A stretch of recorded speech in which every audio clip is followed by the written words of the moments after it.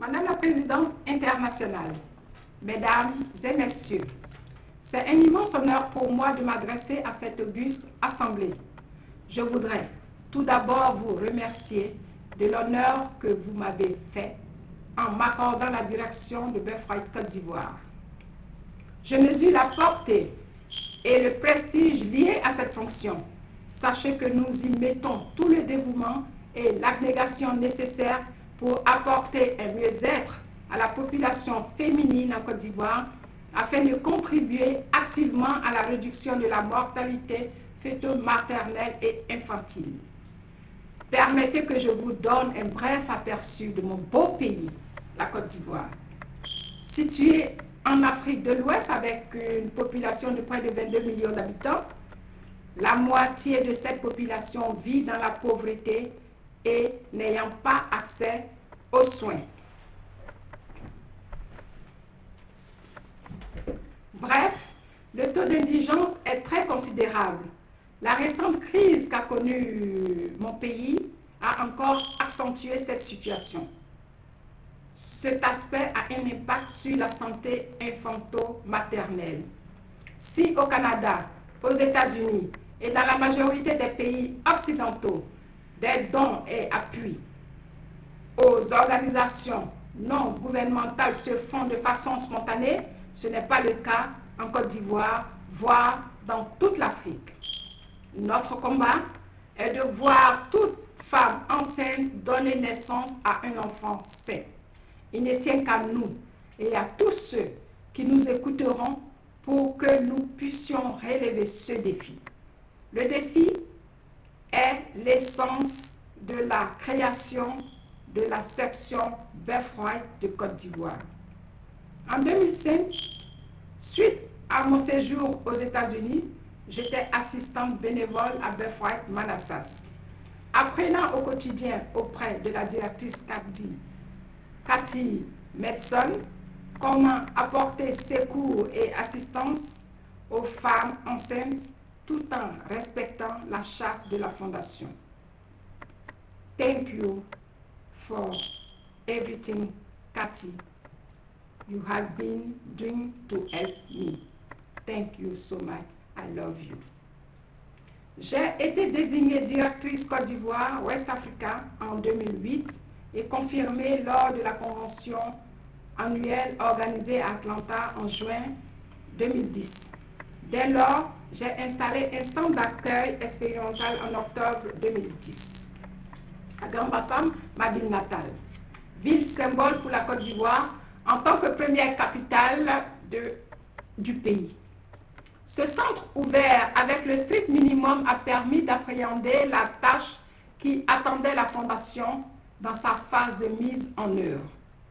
Durant cette phase expérimentale, nous avons fait plus de 200 consultations avec la prise en charge effective d'une trentaine de grossesses dont toutes sont arrivées à terme. Ces bébés Birthright ont donné la force à ma jeune équipe de continuer et de multiplier ses efforts afin d'apporter secours et assistance aux femmes enceintes en difficulté de plus en plus nombreuses en Côte d'Ivoire. Birthright Côte d'Ivoire a ouvert officiellement son siège au dernier trimestre 2011 avec un centre d'accueil. Les prises en charge ont véritablement démarré en avril 2012 avec l'installation de l'équipe permanente au siège.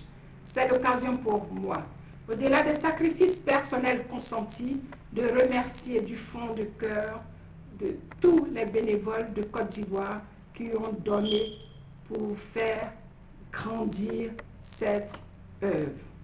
Car Birthright Côte d'Ivoire est aujourd'hui une référence dans mon pays.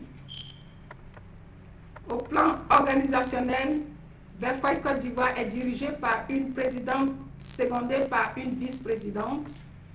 Il a plusieurs départements et services.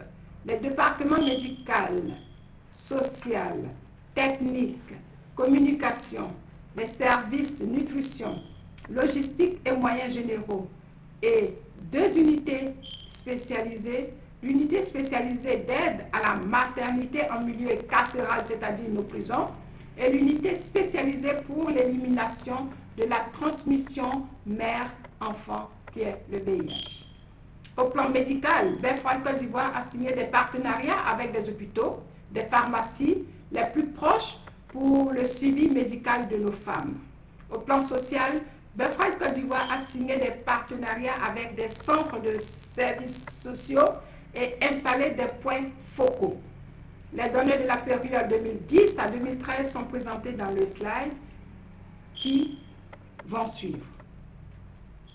Ce résultat est le fruit du dynamisme et à l'expertise de ces bénévoles.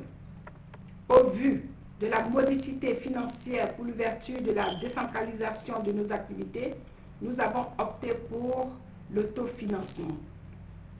Nous avons acquis 20 hectares de forêt et nous comptons ainsi l'utiliser pour l'élevage et l'agriculture. Ce projet pourrait participer à la réduction du taux de chômage et de pauvreté en Côte d'Ivoire. Je m'excuse, je reprends. Ce projet pourrait participer à la réduction du taux de chômage et de pauvreté en Côte d'Ivoire. Ce projet offrira à plus de 100 femmes indigentes et sans activité un emploi. Ils pourront aussi renforcer la politique de réduction de la malnutrition. Et le bénéfice servira au financement de nos différentes activités. Nous avons créé une unité de confection de vêtements d'enfants.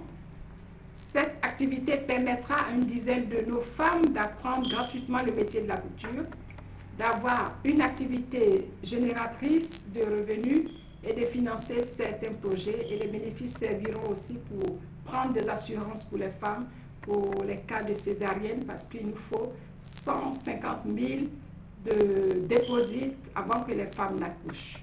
Et les 150 000 de dépôts dans mon pays, en dollars, ça fait 300 à 400 dollars par femme. Je peux vous rassurer qu'avec l'aide que vous nous apporterez, nous ferons de Birthright un partenaire de confiance et de référence dans son domaine d'activité. Soyez-en rassurés. Je ne peux terminer mes propos sans rendre un grand hommage à la fondatrice de Birthright International, Feu Louise Summerfield, qui par son œuvre nous permet aujourd'hui d'être ici rassemblés. Merci. Que Dieu vous garde.